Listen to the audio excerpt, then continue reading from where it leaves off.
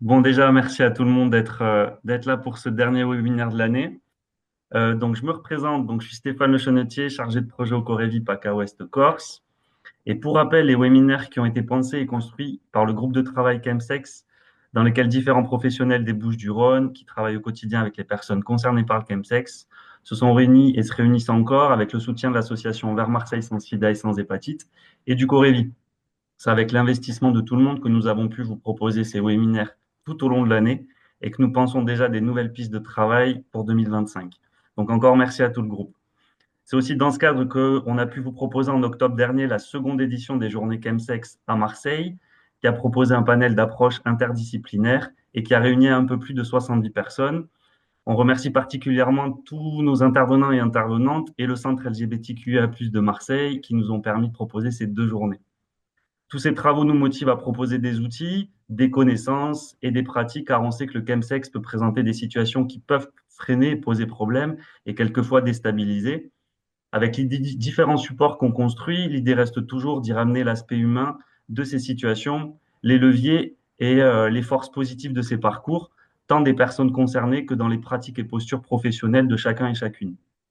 Lors des 3 précédents webinaires, des approches cliniques, communautaires et des outils de premiers recours médicaux vous ont été présentés. Aujourd'hui, c'est Romain Giraud, intervenant en RDR au bus 3132 à Marseille, et Nelson, animateur maraudeur sur le projet de Plus belle la nuit, qui vont vous présenter d'autres outils pratiques dans l'accompagnement des chemsexeurs et les stratégies de aller vers. Avant de leur laisser la parole, sachez que ce webinaire est enregistré. Il sera disponible sur le site du Corévi en replay. On est ensemble jusqu'à 14 heures et on laissera à la fin de leur présentation un temps de questions-réponses. Je vous laisse la place, les garçons. Et bonjour tout le monde, vous nous entendez bien? Oui, ça va, le micro marche bien.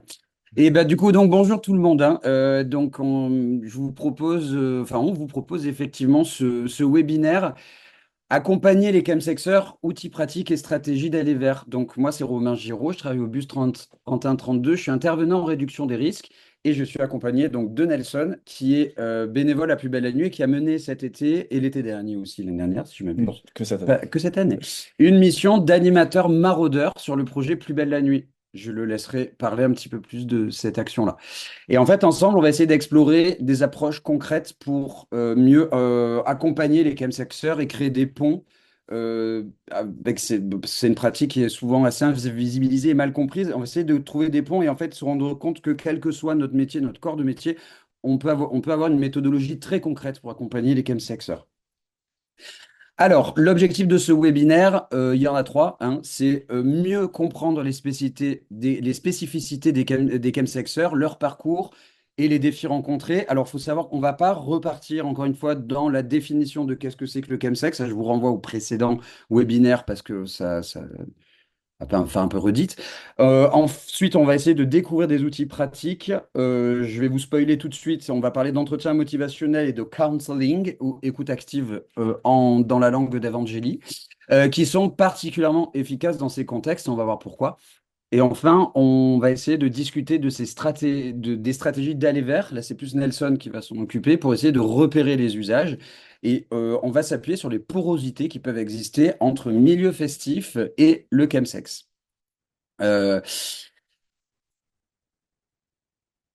L'entretien motivationnel. Alors, l'entretien motivationnel, c'est une méthode qui est centrée sur la personne.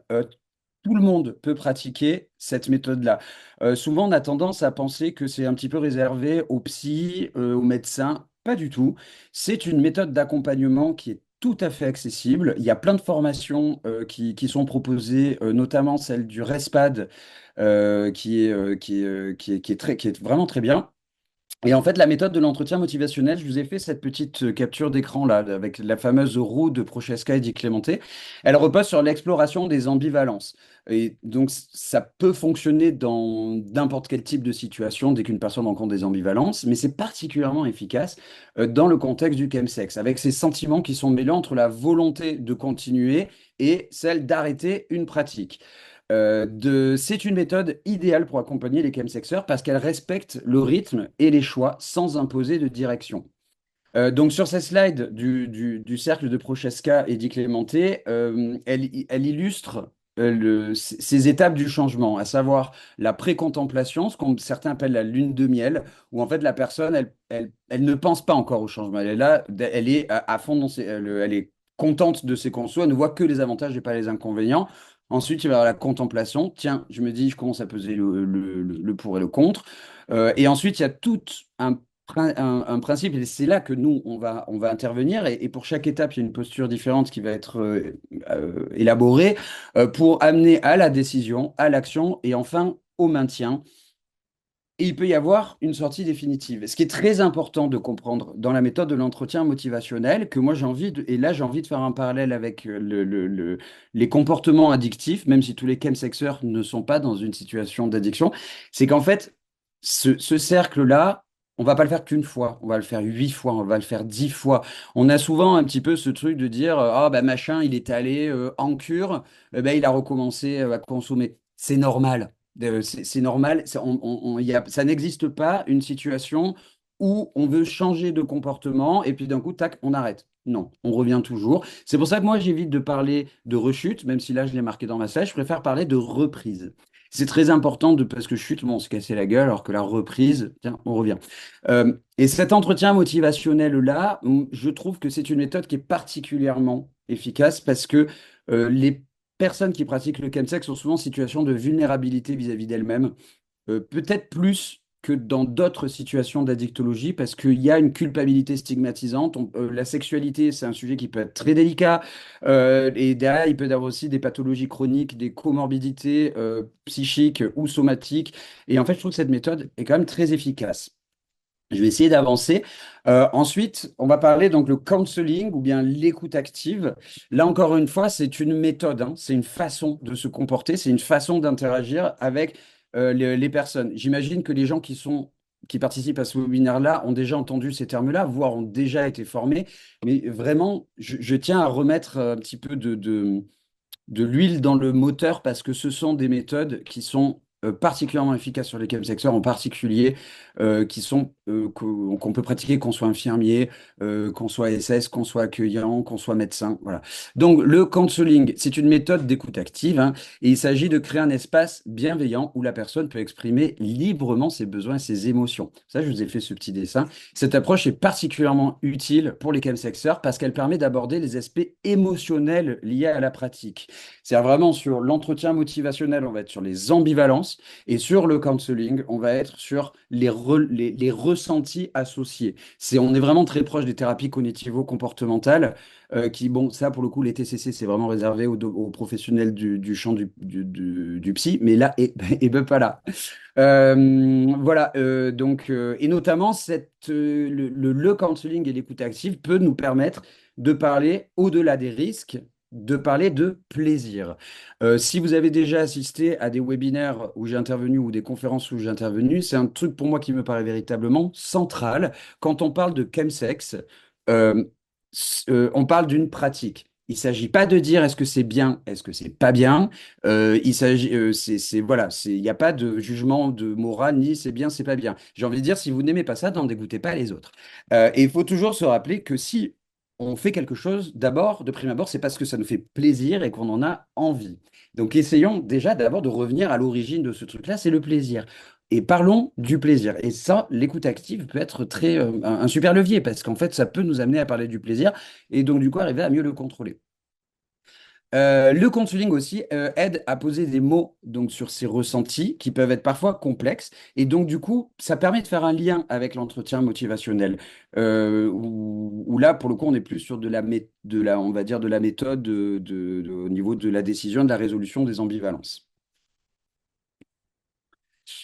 Pourquoi ces méthodes fonctionnent? Alors, j'en ai déjà dit pas mal, hein, sur le pourquoi du comment, mais en fait, elles sont particulièrement adaptées au contexte du chemsex parce qu'elles respectent le rythme. Encore une fois, c'est une histoire de rythme. Ça, c'est valable dans toute situation d'accompagnement de psychique et en particulier de l'addicto.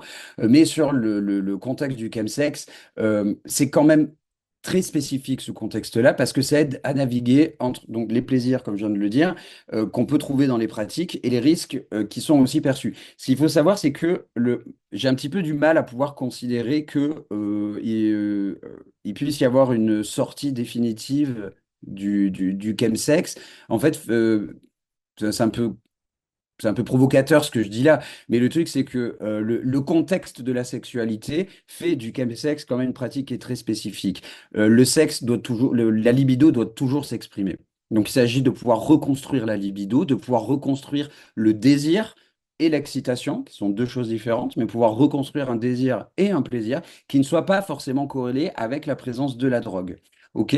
Et donc, du coup, ces méthodes qui sont pas loin hein, des thérapies cognitivo-comportementales et qui peuvent être pratiquées, je le répète, par tout le monde, en fait, vont renforcer la confiance en évitant le jugement. Et ça, c'est vraiment fondamental si on veut établir une vraie alliance thérapeutique. La stratégie d'aller vers l'un des grands défis du travail avec le chemsex, ben, c'est d'aller à leur rencontre. Et alors, autant dans le milieu festif, bah, on connaît la fameuse mission Rave, hein, Marigny 92, où les équipes de médecins du monde sont allées dans les free parties. Bon, ça, c'est de l'aller vers.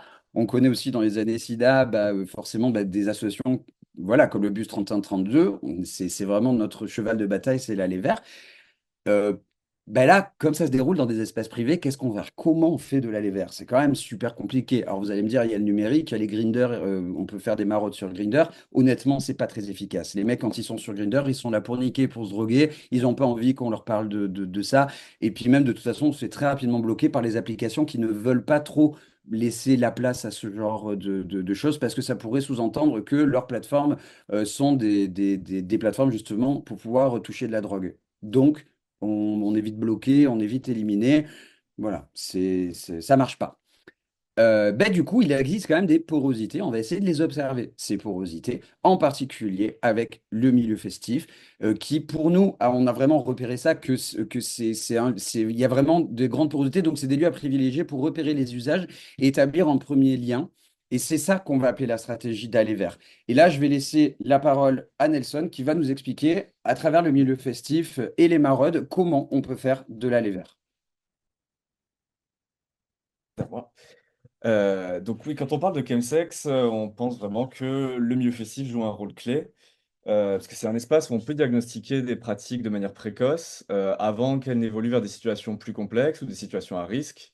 Donc le milieu festif, ici, on l'entend comme les bars, les clubs, les festivals, la rue en particulier, qui sont évidemment plus accessibles pour nous. On ne peut pas aller toquer à la porte de toutes les partous d'un week-end donné sur Marseille. Donc c'est des situations de découverte de ces pratiques. Et notre objectif dans ce contexte, c'est de capter ces instants, d'identifier les besoins et d'intervenir de façon adaptée pour prévenir des glissements. On peut orienter les usagers vers des services qu'ils ne pourraient pas connaître, comme KEPS ou les analyses de produits du Drug Lab. Mais comment on s'en prend concrètement? Donc la première étape, c'est le repérage en milieu festif. On va directement sur le terrain, dans les soirées, dans les festivals, sur d'autres espaces festifs, et on observe les comportements, on discute avec les usagers, on crée du lien. Ce sont des lieux qui, pour nous, offrent une belle opportunité, c'est celle de dialoguer de manière décomplexée et sans jugement. Et l'idée, c'est aussi de réintroduire les notions de plaisir et des repères, ramener des repères dans ces pratiques, pour éviter un peu ce qu'on appelle la spirale infernale, grossièrement, où le plaisir et la sécurité finissent par disparaître de ces pratiques. Donc on essaie de prendre en amont, quoi. Pour accompagner ce repérage, on s'appuie sur des outils spécifiques. Par exemple, on a créé un kit GHB-GBL qui comporte un tableau pour noter ses prises, un flyer informatif, des pipettes non serties pour le dosage précis. Pour la voie nasale, on prévoit des roulettes à paille, qui sont des carnets de paille à usage unique, avec un petit rappel des bonnes pratiques au dos, des atomiseurs. On peut proposer des flyers informatifs sur les produits, sur les pratiques, en particulier sur des substances comme l'A3-MMC ou les catinone en général. Et donc ces supports nous permettent de rappeler les risques associés et ainsi sur l'importance de l'analyse de produits avant la consommation, par exemple.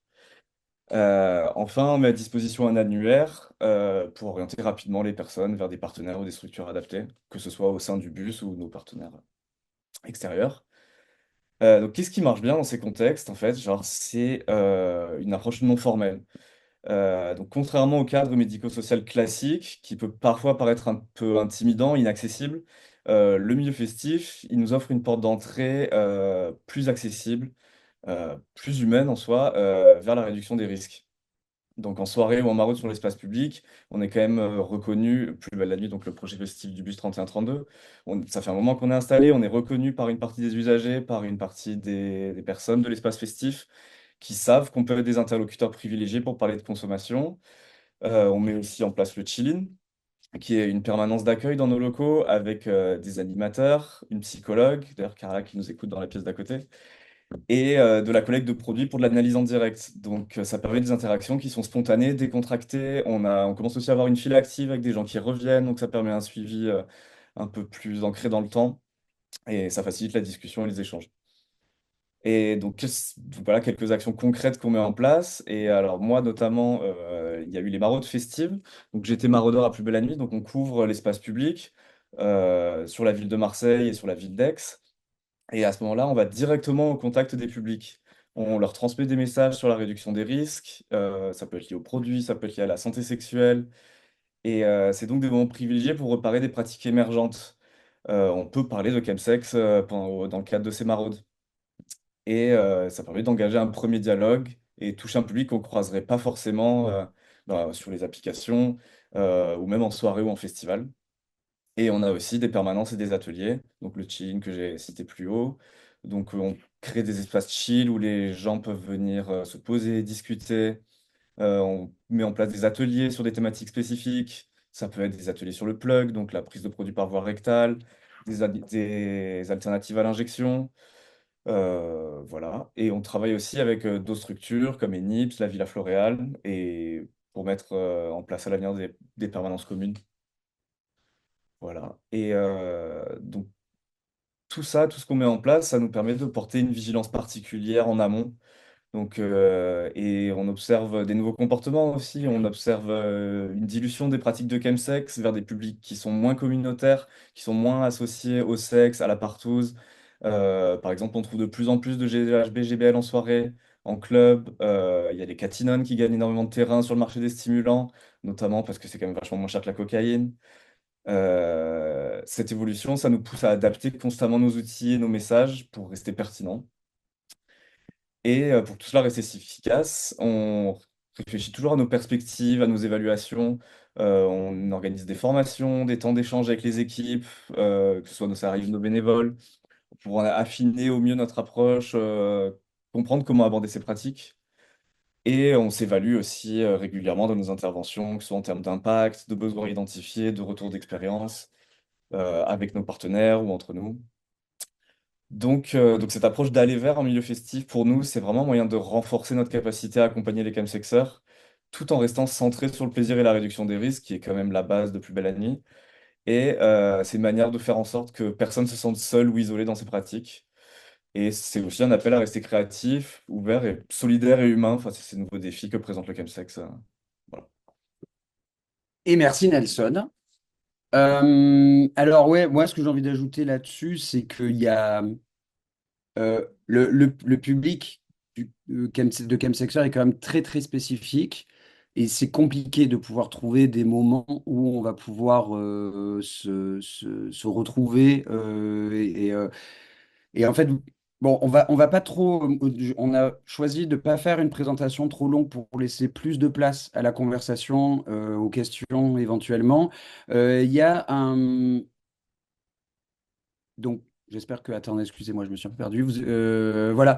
Il y a un truc que je voudrais rajouter, c'est la question effectivement des usagers relais. En fait, euh, bon, je vais avoir un langage un peu brutal, mais quand on est capable de passer 12 heures à se sucer la pogne, on doit être capable de pouvoir se dire le lendemain ou le surlendemain, je vais pas bien.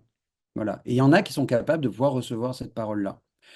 Notre travail, il est vraiment beaucoup centré là-dessus, essayer de pouvoir faire en sorte qu'il y ait des usagers relais et créer une bienveillance communautaire. Alors ça fait vraiment un gros mot, bienveillance communautaire, mais je trouve que dans le chemsex, elle prend véritablement un sens très fort. Et on sait que ça peut marcher. On l'a vu il y a 30 ans dans le milieu de la rave et de la free party, ce que la bienveillance communautaire, regardez aujourd'hui ce que ça en est devenu, c'est particulièrement efficace. Il existe une véritable culture de la réduction des risques dans ces milieux communautaires-là. Donc nous, c'est vraiment ce qu'on voudrait essayer de mettre en place. D'abord, moi, à titre individuel, en tant que personne concernée aussi, hein, c'est aussi ça, c'est pouvoir se dire, bah, tiens, tiens, rappelle le mois. Donc voilà, les outils numériques aussi sont très importants parce que les outils numériques permettent de pouvoir garder un lien avec des personnes qu'on a du mal à ramener dans les XAPA, qu'on a du mal à ramener même dans les CARUD. Voilà, sur les permanences d'analyse, il y a des usagers que je suis depuis 1 an, 2 ans, que je commence à peine à voir arriver au- aux permanences d'analyse. Et c'est un super bon signe, mais quand même, il faut du temps. Voilà. Voilà, conclusion et ressources. Bah, du coup, pour conclure, je voudrais souligner du coup l'importance de cette approche humaine respectueuse dans le sens où le chemsex, c'est un curieux objet dont on parle beaucoup sans véritablement savoir ce que c'est. Il y a une panique morale, disons-le, derrière ça, encore plus depuis l'affaire Pierre Palmade. Il faut essayer de mettre un petit peu de côté toutes ces perceptions qu'on peut en avoir. Essayons de se rapprocher le plus possible. Le chemsexeur que je suis, ça va pas être le chemsexeur que lui sera, que toi tu seras, qu'elle elle sera. Voilà, c'est une expérience individuelle. Souvent, dans les situations d'addiction au chemsex, c'est pas le produit le problème. On tombe pas accro d'une substance, mais on devient accro d'une expérience. C'est l'expérience qui va faire que, voilà, des fois, souvent, c'est même pas le produit le problème. Tu peux faire tous les sevrages que tu veux. Si la sexualité est forcément associée à la prise de produit, c'est pas, en fait, c'est pas le produit le problème. Voilà. Et donc, du coup, l'aspect collaboratif aussi. Quand je parle de collaboratif, c'est déjà avec les usagers relais, mais aussi entre nous. Je reste intimement convaincu, je le répète depuis 3 ans, que on ne trouvera pas de solution efficace de façon individuelle à l'échelle associative et institutionnelle. C'est-à-dire, c'est pas nous, le bus 3132, qui allons pouvoir supporter tous les chemsexeurs de Marseille. C'est pas Muriel Grégoire à la Villa Floréal qui pourra continuer très longtemps à gérer tous les chemsexeurs de Marseille. Il faut qu'on puisse arriver à travailler tous ensemble. C'est pour ça que ce groupe de travail que Stéphane nous a présenté en début de webinaire, qui est porté par le Corévi avec le soutien de Var Marseille sans sida et sans hépatite, marche particulièrement bien. C'est qu'en fait, on est tout à fait dans une véritable collaboration entre le CISI de Sainte-Marguerite, donc il y a de l'hospitalier, il y a du XAPA, il y a du CARUD, il y a du communautaire, il y a du pas communautaire, voilà. Ça fonctionne très bien. Je pense qu'il faut aller plus loin là-dessus, là-dedans, et c'est un petit peu nos objectifs. Voilà, et toujours évidemment garder un œil sur l'évolution, les adaptations, c'est-à-dire que nous, tout ce qu'on est en train de vous dire maintenant, ce sera pas forcément valable. La définition même du chemsex est en permanente évolution, hein. On a pu le voir, on a pu en parler régulièrement. Voilà, et je vais arrêter là, ça nous fait une demi-heure, un peu moins. Du coup, voilà, il nous reste quand même un bon moment pour pouvoir discuter. Et Stéphane, je vais te redonner la parole pour redistribuer les questions. Merci à tous les deux. Hop, merci. Effectivement, bah, du coup, si vous voulez poser des questions, vous pouvez. Et puis, je peux vous donner la parole pour les personnes qui sont présentes. Donc, n'hésitez pas. Vous avez un, un système de questions-réponses. Et puis même, je peux vous donner la parole si jamais vous avez des questions. Est-ce qu'il y a des volontaires pour des questions?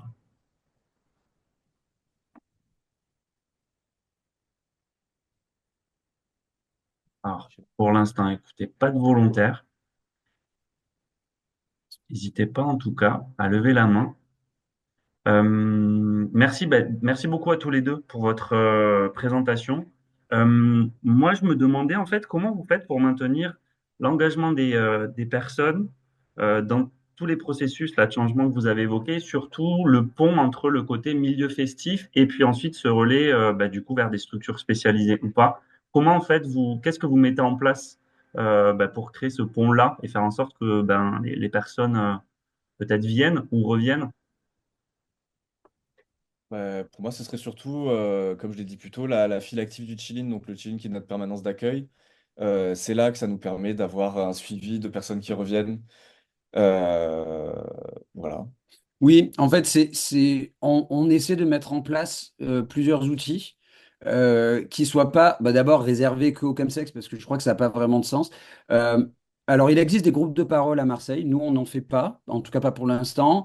Le groupe de parole, ça peut correspondre à certaines personnes, mais pas à d'autres. Au contraire, ça peut réactiver l'envie, le craving, l'envie répressive de consommer. Donc, voilà, il y a le chill-in. Le chill-in, c'est donc des espaces tous les jeudis soirs pour les réservé au milieu festif en général, les personnes qui se questionnent sur leur conso, leur santé sexuelle, tout ça. Donc c'est vraiment très, il y a une approche en santé globale, même pas santé globale, c'est culture globale, culture festive autour de la fête. Après, il y a les outils numériques, hein.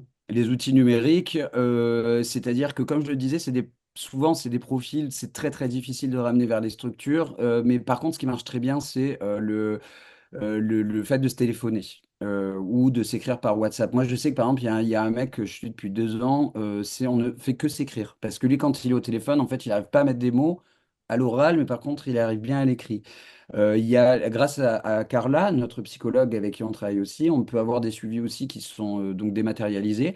Et en plus, c'est quand même vachement pratique le dématérialisé parce que en fait, on sort de la mise en scène un petit peu du médico-social, du XAPA, du Siluli, et la personne reste dans sa zone de confort, tranquille à la maison, et ça permet de pouvoir, enfin, je trouve plus efficace. Voilà, ça fait partie des outils. Mais après, on va pas se mentir, souvent, c'est des publics avec lesquels c'est assez fugace finalement. On a beaucoup de mal à créer de la régularité dans les entretiens, sauf quand ils sont suivis en XAPA. Mais nous, enfin là, en tout cas, on n'est pas en un XAPA, mais pas dédié particulièrement sur du chemsex, que c'est plus un.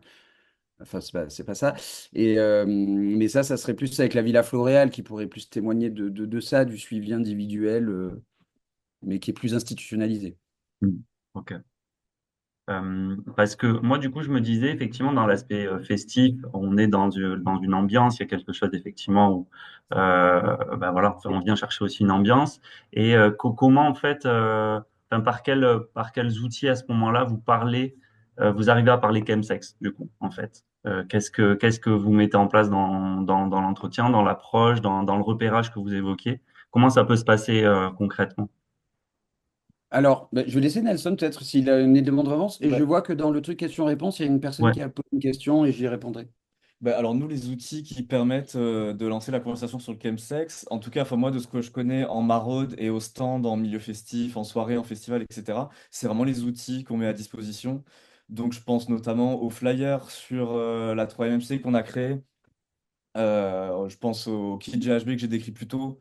C'est plutôt les usagers qui viennent et qui choisissent un peu sur le stand ou alors nous dans le sac à dos en maraude, qui vraiment se saisissent des outils et c'est à ce moment-là qu'on engage la conversation. Il y a peu de gens qui vont venir vers nous et en nous disant ah tiens en ce moment je vois que je suis en train de glisser, je commence à trop me sexer, pas du tout. C'est vraiment ils voient ça, ils disent ah tiens ça, on peut en parler avec vous et tout. C'est donc pour moi vraiment l'outil d'approche et l'outil introductif principal, c'est vraiment les outils qu'on présente. Ouais.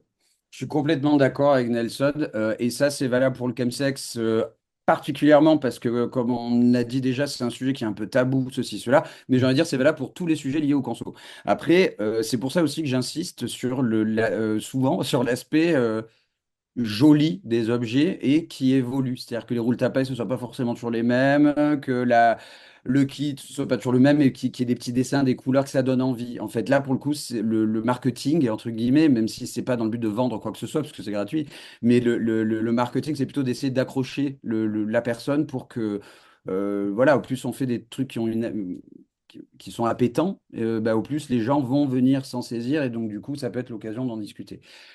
Du coup, je voudrais répondre à la question, a-t-on une idée de la prévalence des chemsexers dans la population? Alors, such a good question. Déjà, là encore une fois, je ne sais pas ce que tu entends, Didine, par chemsexer. Euh, je ne vais pas encore une fois redébattre sur la définition ou pas de ce truc-là. Et quand bien même si on s'en maintient à la définition que j'en ai, à savoir la rencontre d'une pratique communautaire, festive et culturelle autour de l'usage de drogue et des pratiques sexuelles et des pratiques numériques, c'est très difficile de répondre à cette question. Pourquoi? Parce que le chemsex, alors, tout ce qu'on sait, c'est que on a la face visible de l'iceberg. C'est-à-dire qu'on a un tout petit morceau qu'on arrive à voir. Ce tout petit morceau, on n'arrive pas à le digérer, on ne sait pas comment l'orienter, on ne sait pas comment l'accompagner, et on n'a aucune idée de tout ce qui est en dessous. Donc, en fait, c'est impossible à répondre. Tout ce qu'on sait, c'est que c'est un vrai problème de santé publique. Les gens meurent et on n'arrive pas à compter ces morts-là parce que comment prouver qu'est-ce que c'est que le chemsex à l'échelle de l'enquête drame, par exemple, au CEIP, donc l'addictovigilance, tout ça, c'est très très compliqué. On a très peu de visibilité là-dessus. C'est pour ça que nous, les acteurs de terrain, ça peut donner une clé pour donner une température un petit peu, de dire, voilà, et c'est énorme, c'est énorme. En plus, nous-mêmes étant des PD, pardon, des personnes en situation de sexualité, on a du mal à se rendre compte à quel point c'est le cas. Et souvent, il y a même dans nos communautés à nous, les gens disent il y a le milieu des chemsexeurs.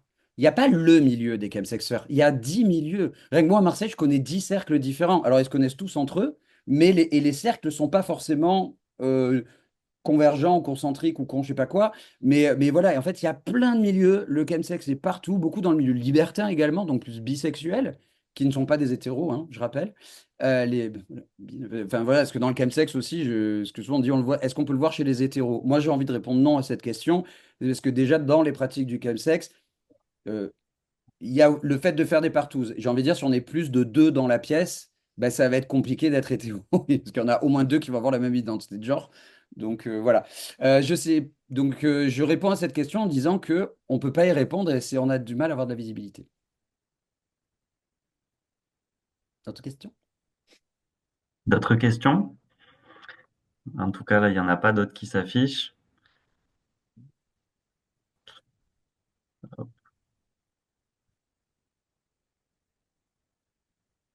Pas d'autres questions non plus.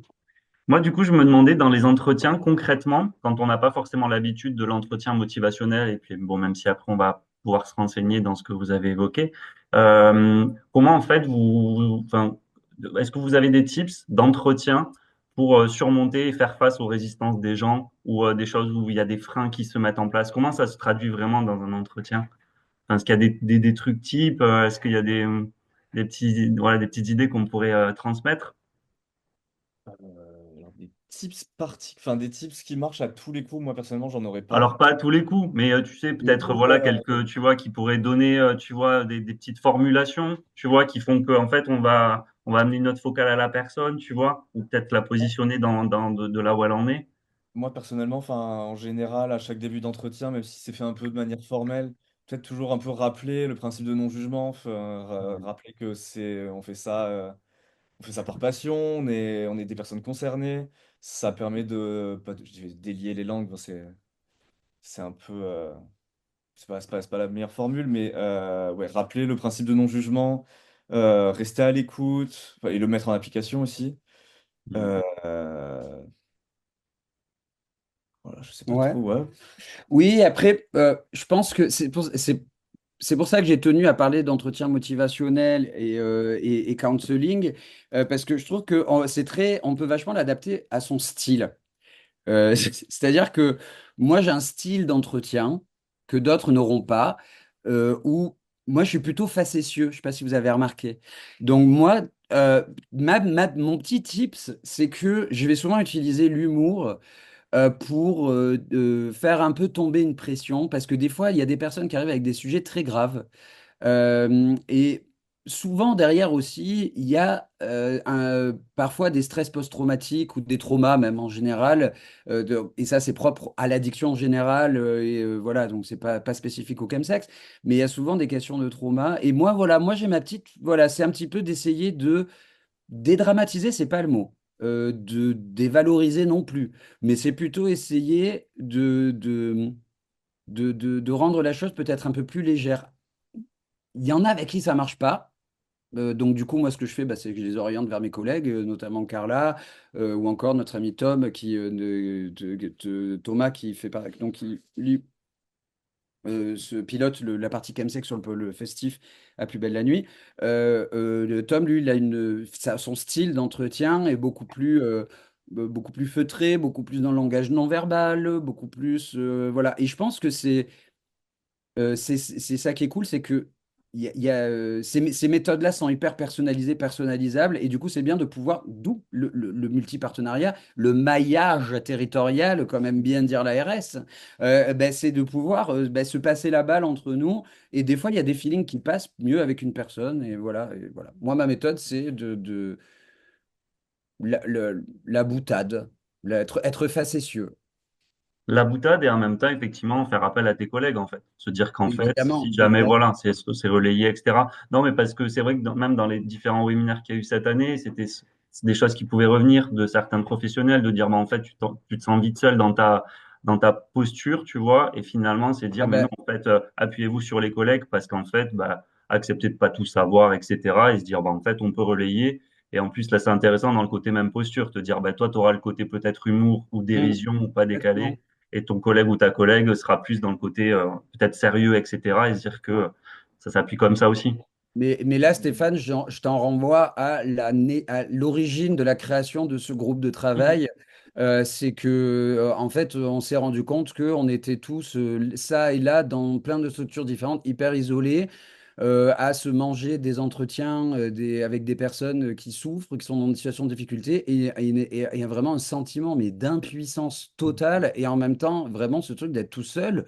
Et en fait, c'est l'origine même de la création de ce groupe de travail Chemsex, c'est de pouvoir se retrouver entre nous pour en parler et de pouvoir d'ailleurs partager. C'est pour ça qu'on a aussi donc le groupe Chemsex, on a des réunions cliniques.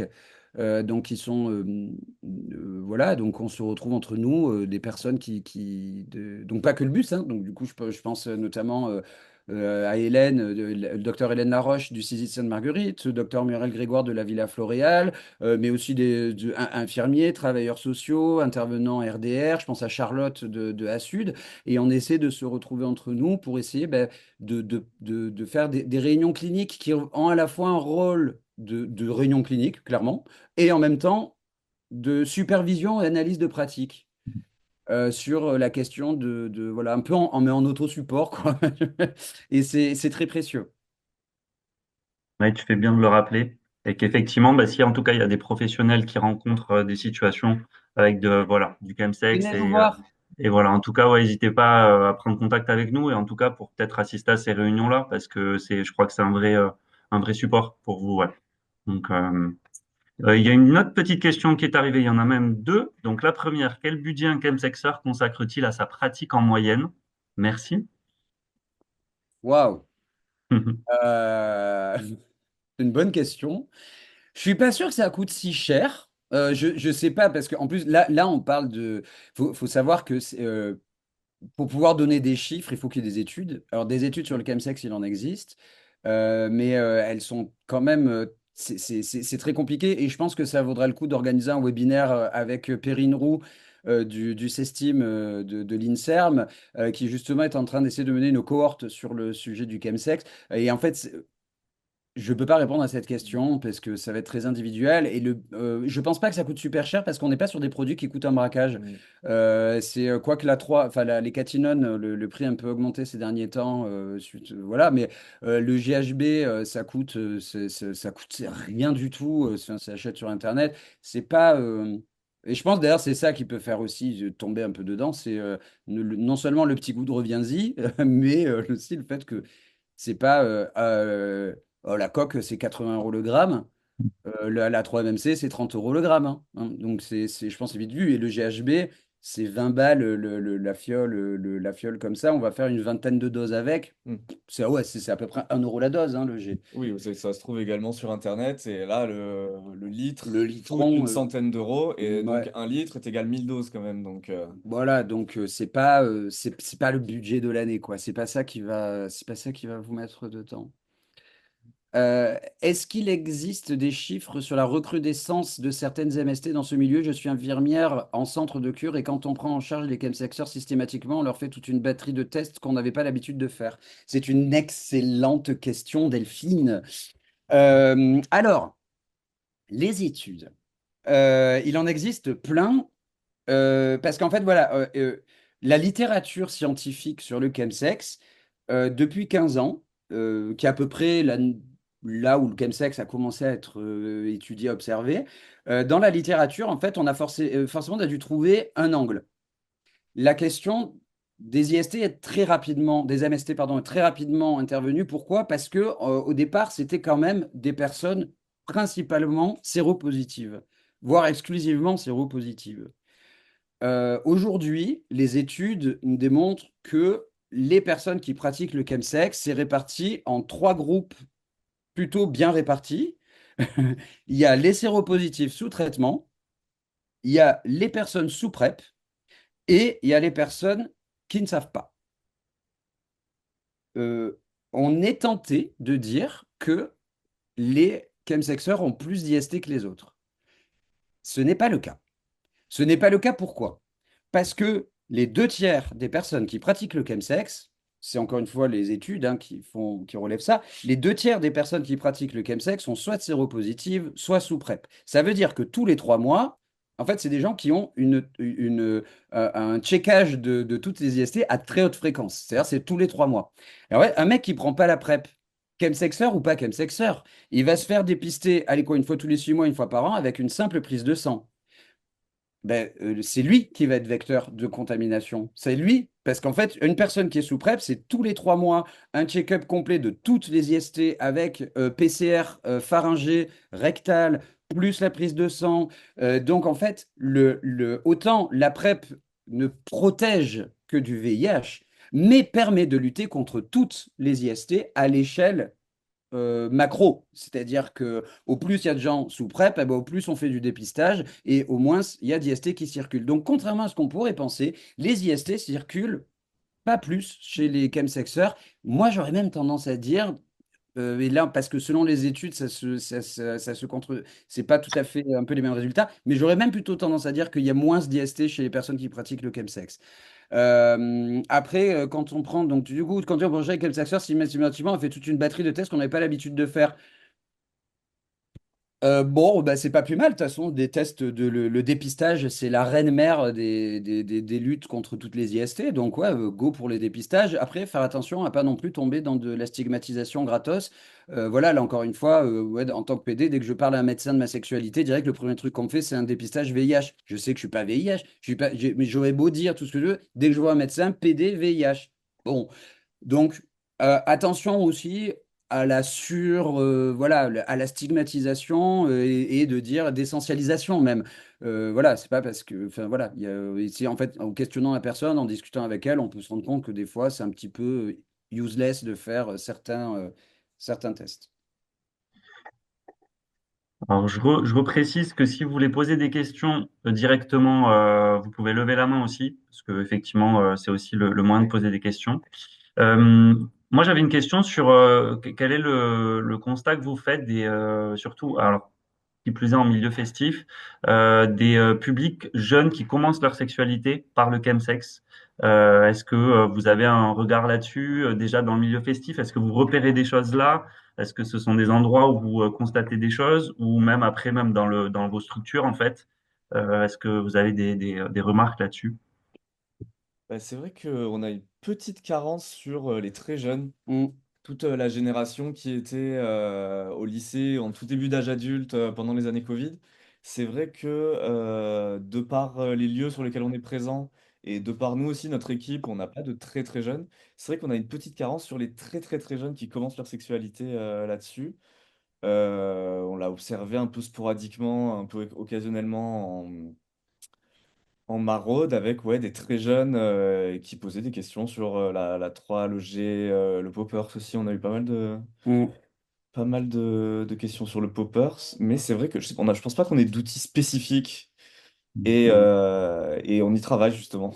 Ouais, c'est hyper chaud ça comme sujet. C'est un vrai sujet parce que si tu veux, quelqu'un qui a eu une sexualité qui rentre dans le chemsex, si tu veux, bon, il y a là, du coup, la superposition entre prise de produit et prise de produit et sexualité qui va s'opérer.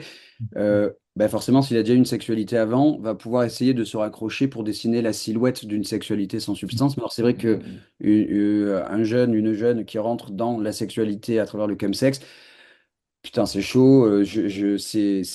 Là, quand je parle de sentiment d'impuissance et d'être démuni, putain, franchement, là, voilà. Moi, j'ai envie de dire que c'est d'autant plus important d'avoir des usagers relais, parce que forcément, si les personnes rentrent dans le chemsex, et que forcément, ben, il y en a d'autres des personnes. Mm. Donc, voilà, ça, moi, le travail avec les usagers relais, il est indispensable. Que quand tu vois un gamin qui a 16 ans, qui commence à être dans ces pratiques-là, ben, faut tout de suite, en tant qu'usager aussi, pouvoir dire mon gars, tu es sûr de ce que tu fais? Est-ce que tu as besoin d'aide? Enfin voilà, les usagers relais, quoi. Mm. C'est vrai que ça revient un peu sur les demandes des outils de suivi. Ouais. Au début, vraiment, ces usagers relais, enfin, on a vraiment des personnes qui sont passionnés de réduction des risques, de santé Il y en a communautaire, plein. et qui sont dans ces milieux et qui transmettent l'information. Mm. Je pense que même, je dirais que c'est vraiment pour moi, c'est le summum, enfin, c'est vraiment la transmission communautaire via ces personnes-là. C'est vraiment ce qui fonctionne le mieux. Et ça, pour que ça fonctionne mieux, euh, en fait, c'est très provocateur ce que je vais dire, mais il faut donner une image positive du chemsex. C'est qu'en fait, on a tellement donné une image épouvantable du chemsex que forcément, les personnes, dès qu'elles commencent à avoir cette pratique-là, elles se disent oh mon Dieu, je suis qu'une merde, le chemsex, je suis Pierre Palmade, c'est horrible. Alors que si on essaie de de pas juger, de donner, d'essayer de se concentrer sur le plaisir, je parlais tout à l'heure de dire bon qu'est-ce qui te fait plaisir là-dedans? Forcément, ça rend la pratique. Voilà, les mecs, ils ont leur petite trousse avec leur petit roule-tapaille, leur petite pipette. Il y a une espèce de ritualisation du truc. Et ça c'est précieux ça, ces trucs-là. Mm. Et donc du coup ça se transmet. Et voilà. Et comment, du coup, vous créez ce lien-là avec les usagers relais? Enfin, comment ça se matérialise? Enfin, comment ça se travaille? Mais alors déjà, dans un premier temps, ce qui me concerne in situ, c'est-à-dire que moi, c'est comme ça que j'ai commencé. Bon, aujourd'hui, je le pratique plus trop du tout, le chemsex, mais moi, en fait, à la base, c'est pour ça que je me suis retrouvé là-dedans aussi. C'est qu'en fait, c'était un truc que je pratiquais. Moi, ça allait personnellement, ça allait très bien. J'ai jamais eu de problème, hein. Bon, ça va. Mais par contre, je voyais autour de moi des gens en difficulté. Je me disais, enfin, on va pas rester là comme ça. Tu vas pas le laisser là comme ça. Et donc, déjà, j'ai envie de dire, la première des choses, c'est le in situ. Et ensuite, j'ai recruté autour de moi, enfin recruté, entre guillemets, hein, mais autour de moi, j'ai les personnes que j'ai senties avoir, comme le disait Nelson, une appétence un peu pour la RDR, les outils, les ci, les mi. Voilà, on a essayé de se saisir. Après, je me suis rendu compte aussi que dans ce milieu, il n'y avait pas que moi qui faisais partie du médico-social. Il y a des infirmiers, il y a des médecins, il y a des... Je dis, bon, allez les gars, on fait des petits trucs et tout. Et voilà, donc moi, à titre individuel, la porte d'entrée, ça a été la pratique. Voilà. J'allais dire quelque chose de très similaire parce que pareil, enfin, j'ai pratiqué le chemsex et je dirais que dans ce qu'on vient de dire sur les usagers relais, etc., je pense que j'en ai été un, je pense que Mmh. j'en ai rencontré plus dans ma vie personnelle que via mon taf à Plus belle la nuit, quoi. Ouais, ah oui, ça c'est sûr. C'est euh, c'est vraiment quelque chose d'extrêmement communautaire, quoi. Donc, Ouais. Ouais, mais c'est pour ça que voilà, moi je nous considère comme étant des premiers usagers relais et ensuite, faut le passer ce relais.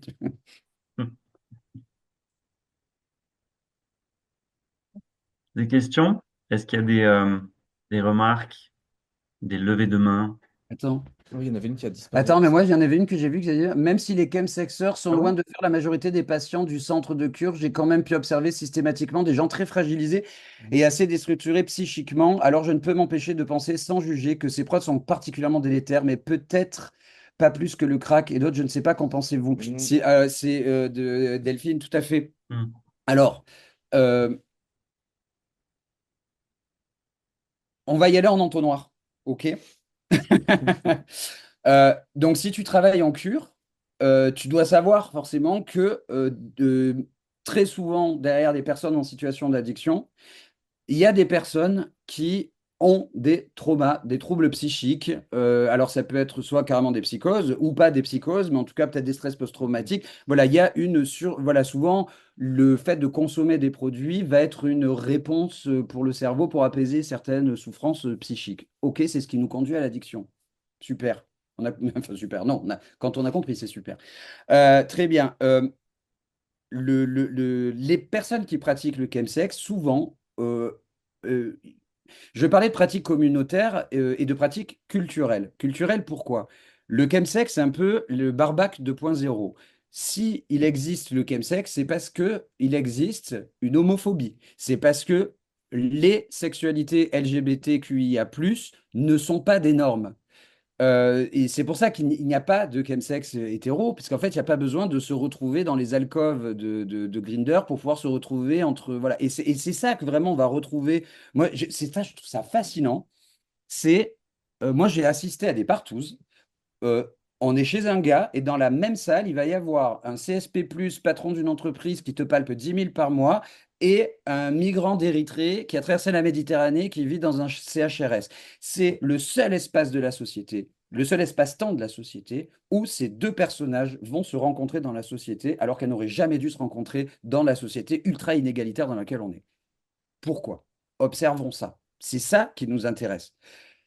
Tu parles de gens qui sont déstructurés psychiquement et de vulnérabilité. Je suis tout à fait d'accord. En fait, ces gens qui, dans le chemsex, il y a des gens qui sont particulièrement vulnérables de par des traumatismes liés à leur sexualité. Souvent, tu vas avoir des personnes qui ont été bullies, qui ont été maltraitées dans leur enfance parce que trop efféminées ou trop pas comme il faut, voire qui ont subi des viols, des agressions sexuelles, des violences physiques liées au fait qu'elles aient, ou des rejets de la famille, ou surtout, ne le disons pas à papa, il va péter un boulard.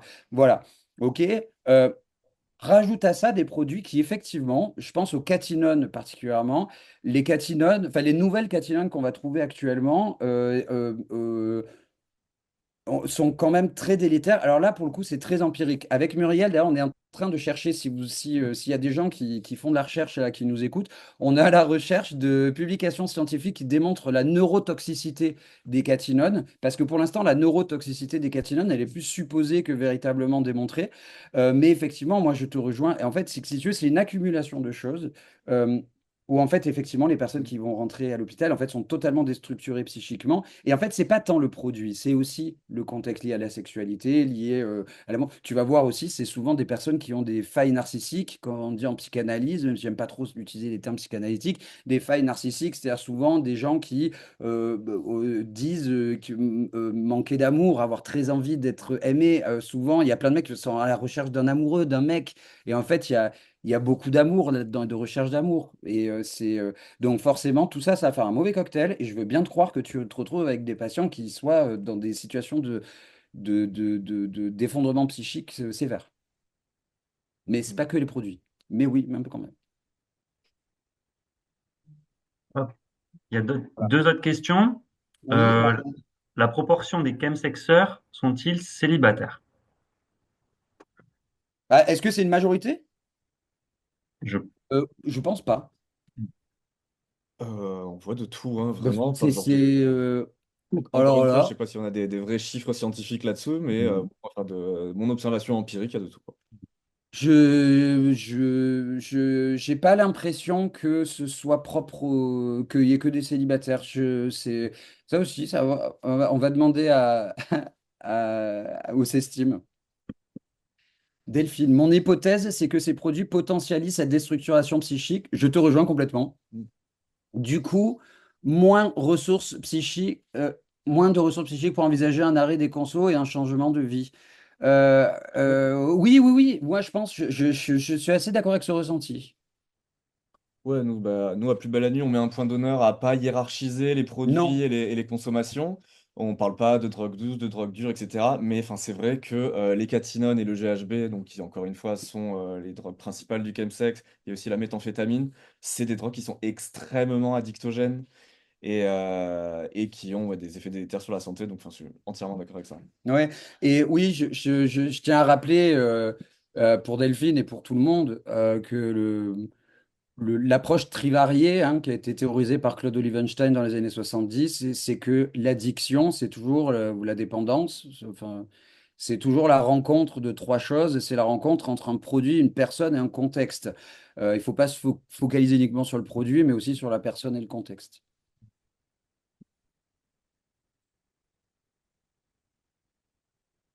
y a-t-il d'autres questions?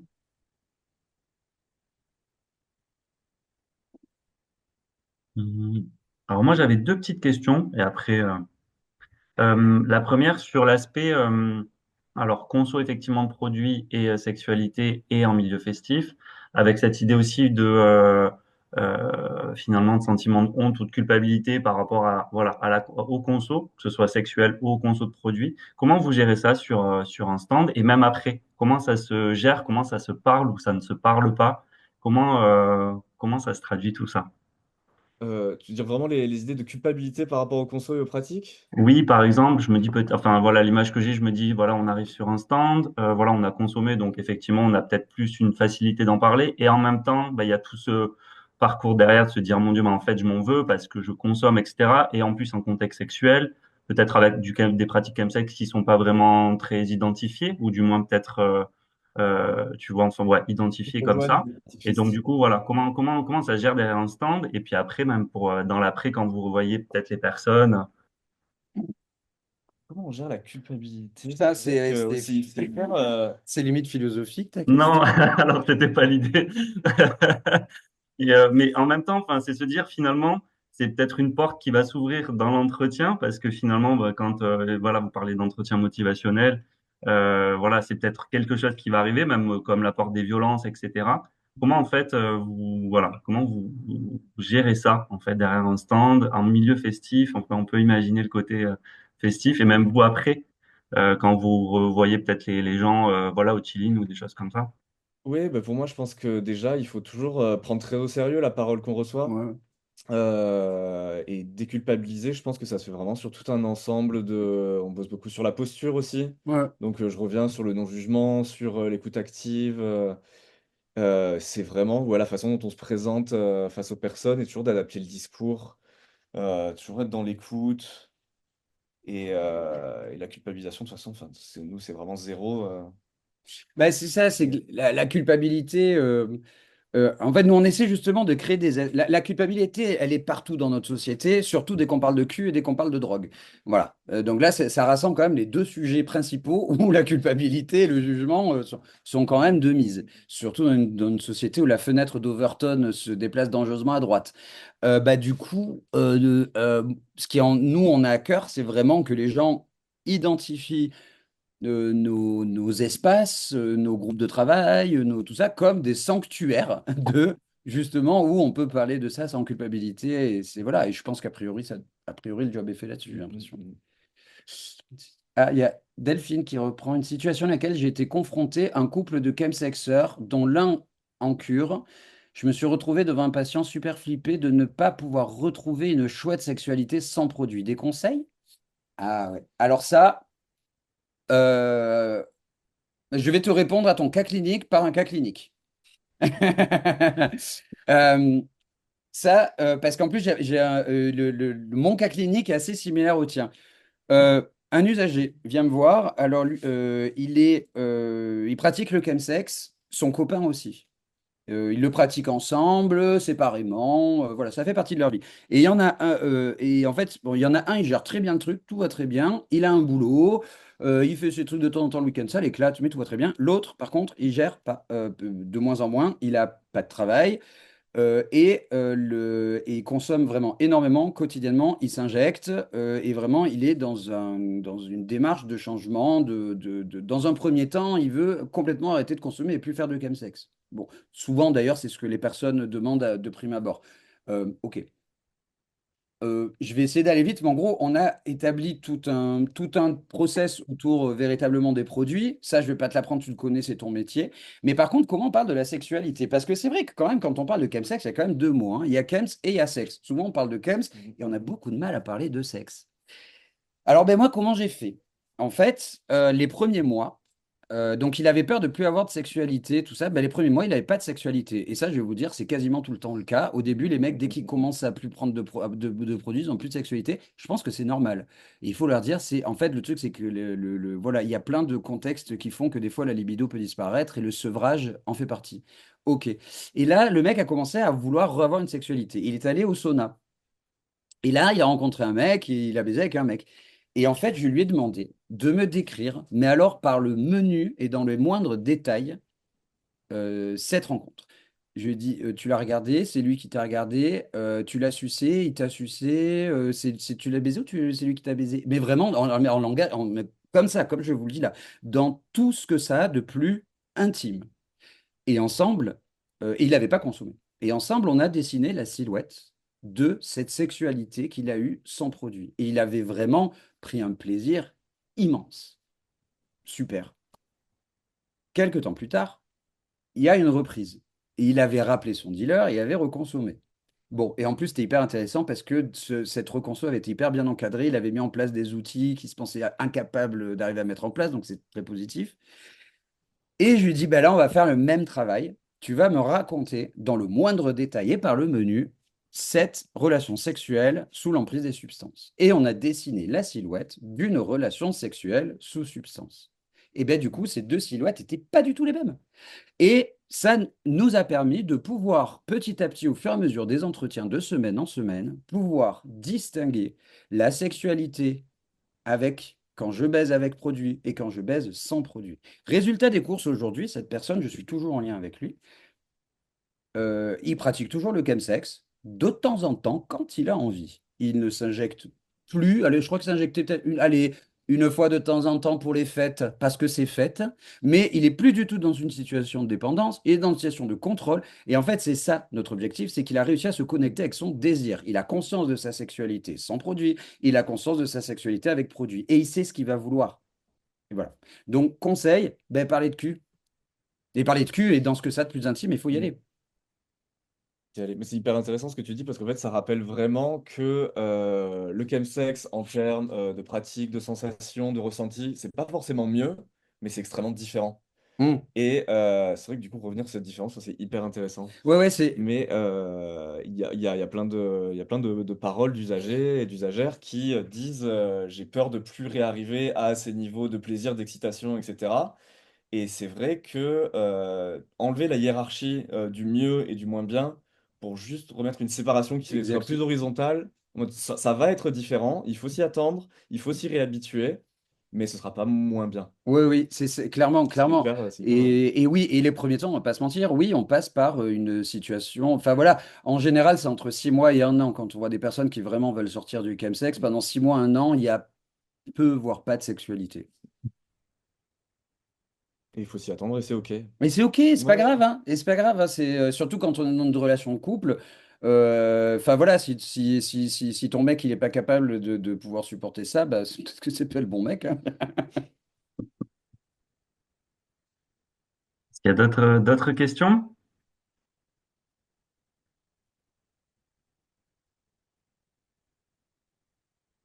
Ça a été assez dense. En tout cas, ce qui est intéressant, c'est que là, il y a plein d'outils là que vous venez de proposer là depuis le début. En tout cas, j'ai entendu le rappel du cadre, peut-être sécurisé, peut-être le côté peut-être confidentiel, le fait de ne pas juger. Encore une fois, c'est des outils vraiment de posture, je crois. Et je ne sais pas quels sont les profils là qui assistent à ce webinaire, mais je crois que ça peut parler à tout le monde et que je crois que dans l'approche, ça peut aussi faciliter à parler sexualité, à parler produits, à parler chemsex aussi. Enfin, je pense que voilà, c'est des choses qu'il faut garder en tête. Est-ce que peut-être pour conclure ce webinaire, quels seraient les outils ou les conseils que vous donneriez, voilà, peut-être à toutes les personnes là qui écoutent ou qui mettront le replay de ce webinaire? Qu'est-ce que vous aimeriez proposer? Oser. Oser parler de choses hyper intimes. En fait, Mm, c'est mm, c'est mm. vraiment le sexe, c'est oh là, ouh, voilà. Enfin, voilà, mais et c'est normal. En fait, c'est des sujets qui sont délicats. Si on veut parler de plaisir, et voilà, rappelez-vous, chemsex, il y a deux mots, il y a chems et il y a sexe, ok? Et donc, n'hésitez pas, allez-y, osez et d'avoir un soignant, une soignante ou un accompagnant, une accompagnante qui soit capable de pouvoir parler de. Enfin, vous avez vu, vous avez entendu les termes que nous utilisons. On parle de PD, on parle de partouze. Enfin, et en fait, n'hésitez pas à aller, Ouais. osez, allez-y. Et en fait, vous allez mettre les personnes en Ouais, pas confiance. hésiter à utiliser ces termes parce que c'est les termes qui sont utilisés par les personnes concernées. Et ouais, quitte à paraître un peu brut de décoffrage au début, peut-être que la personne en face, l'usager, la personne qui cherche de l'aide, va se rendre compte, ah, on parle le même Ah, langage, ah. on peut se lâcher, on peut y aller. Et ouais, c'est vrai que ça marche. Et puis, moi, je dirais, bah, continuer à se former là-dessus. Il y a plein de ressources de Ouais. partout. Et écouter les personnes, parce qu'elles ont plein de choses super intéressantes à dire là-dessus. Enfin, Et n'hésitez pas à vous former à l'entretien motivationnel et à l'écoute active. Il y a plein de formations gratuites aussi. Il y a le CODES, il y a le Corévi, évidemment. Euh, il y a le. Merde, là, Nicolas Bonnet. je sais pas. Bon, c'est pas grave. Il m'en voudra pas. Bon courage, la chérie, merci. Mais merci, toi non plus, la chérie, Delphine. Et puis, vous avez évoqué tout à l'heure, et ça, je crois que c'est assez important, au-delà des ressources, c'est le côté, alors tu parlais de marketing, mais le côté créa. Je crois que les supports Ouais, sont quand même hyper intéressants et que finalement, je crois que si tout le monde s'autorise à faire des petits flyers ou des trucs assez sympas qui tapent l'œil et qui puissent permettre de faire du lien, j'ai l'impression que ça peut marcher. Là, tu l'évoquais tout à l'heure, Nelson, en festif, avec des flyers, voilà, qui tapent à l'œil. Romain, Mm. tu l'évoquais aussi avec des choses, voilà, qui attirent le regard. Voilà, donc je pense que aussi les professionnels permettez-vous peut-être soit de créer des ateliers ou même d'en faire de votre côté et de faire des trucs qui peps. Et après, effectivement, il y a plein de ressources sur Internet et là, vous les avez évoquées en plus tout à l'heure dans les structures. Je crois que c'est des choses aussi qui peuvent marcher. Enfin voilà, ça peut faire. C'est le Ouais. plaisir. Ouais, exactement. Mettre du On remet le plaisir plaisir partout. au centre du débat. Et oui, enfin, c'est pas trois couleurs sur un Mm, flyer, un peu d'humour qui vont enlever le sérieux de la conversation et du propos. mm, mm, Au mm. contraire, c'est un outil vachement intéressant Ah pour oui, pour détendre un peu, quoi. pardon, excuse-moi, je viens de lire le message de Delphine. J'ai remarqué des vécus récurrents Mhm. d'injections sans consentement dans ce milieu. C'est vrai que là, on n'a pas trop eu le temps d'en parler, mais je pense que ça pourrait donner lieu C'est vrai que Mm. le consentement le de façon consentement, générale, hein. Moi, combien de fois on a vu un mec qui fait un J-hole à qui on va essayer de mettre des glaçons dans le cul pour essayer de les réveiller, soi-disant c'est censé réveiller. On n'insère rien à l'intérieur d'une personne inconsciente. Et effectivement, les injections sans le consentement, effectivement, c'est beaucoup plus fréquent que ce qu'on peut imaginer. C'est sidérant et c'est ça aussi. Et là pour le coup, faut pas. Là, on juge. Là, on juge, là. Là, ah, on juge. Ouais, ouais, là, c'est ça, c'est. c'est le seul grand Voilà. interdit dès qu'on parle de sexualité, c'est bien évidemment le consentement qu'on n'outrepasse jamais. Et malheureusement, dans les situations de chemsex, c'est quelque chose qui est souvent oublié, mis de côté. C'est hyper grave, faut en parler. Ouais, et ça arrive. Et en particulier, prudence avec le GHB, qui quand même amène à une telle désinhibition que on en arrive à accepter des choses C'est que on ça. va regretter le lendemain et à infliger des choses que Ouais. voilà, la personne qui peut-être est aussi sous GHB en face de nous. Voilà, énorme prudence avec ça Mm. et aussi avec la multiplication des partenaires. Voilà, on est 10 dans la même pièce, forcément, et malheureusement, il y a des situations de consentement, de non-consentement Mm. voilà, qui méritent une extrême vigilance, je suis entièrement d'accord. Ouais, le consentement, autant celui des autres que le sien, hein. Nelson l'a Mhm. très bien dit, c'est que voilà, la zone grise, elle intervient pour soi-même aussi, et des fois, il faut se rendre compte Mhm. aussi qu'on accepte des choses à faire sous l'effet des substances qu'on n'aurait pas acceptées. Enfin voilà, se questionner soi-même sur son consentement, c'est la meilleure porte d'entrée pour essayer de s'intéresser au consentement aussi des autres, Mhm. pour ceux qui n'auraient pas compris qu'il fallait s'y intéresser. Mais ouais, c'est vrai que c'est la base et ça aussi, on peut le remettre au centre du débat à chaque fois, quoi. Oui. Eh bien, merci à vous. Eh ben, centre cure d'Arzelier, c'est noté. Regardez, tac. Ah, Hop, allez, ça eh marche. oui, hop. Merci beaucoup, Delphine. Ouais. Faut-il inciter les Ah, personnes abusées à porter plainte? Oui, toujours. Toujours, toujours, toujours, toujours. Alors ça, On peut prévenir les personnes abusées que la réception des forces de l'ordre va être très compliquée, la réception du système judiciaire va être très compliquée. C'est un système qui est hyper violent, qui ajoute une deuxième violence institutionnelle aux victimes, mais ça peut pas rester impuni. Donc il faut agir et pas oublier aussi que voilà, on éduque les potentiels agresseurs avant de culpabiliser les victimes. Mais oui, on peut inciter à porter plainte, bien sûr. eh bien, merci beaucoup à vous. merci à vous. Merci. Merci à toutes et à Super. tous. Passez une belle journée, puis ben, à l'année prochaine À l'année prochaine. Oh, pour waouh. des Ouais. webinaires. Ça y est, ça. Non, on va se Et revoir bon avant, mais bon. boudin. Merci d'avoir assisté à ce webinaire. À bientôt. Merci, Merci à merci vous. Ciao, pour l'écoute. merci.